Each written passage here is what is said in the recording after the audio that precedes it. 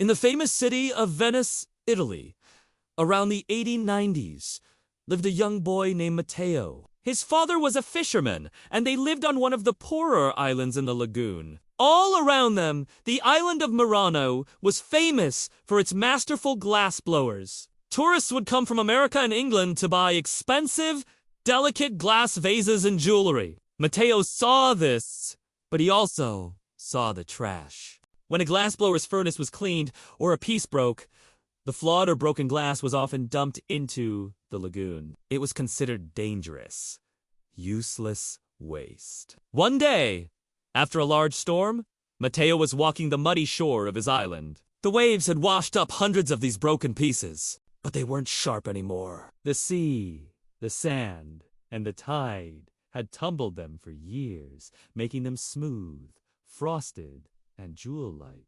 He found a deep blue piece, smooth as a stone, and a bright red one, like a ruby. He called them Betorodia mea sea glass.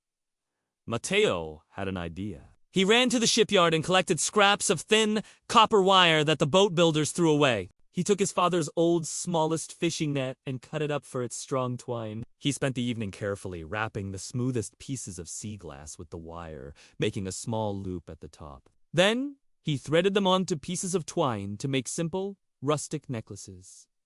His father laughed. "Who will buy a necklace made of trash?" Matteo took a small boat to the main square. He didn't try to sell next to the fancy Murano shops. He stood on a small, busy bridge. When an American tourist stopped to look, Matteo held up a blue necklace. "It is not just glass, Signora," he said, using the few English words he knew.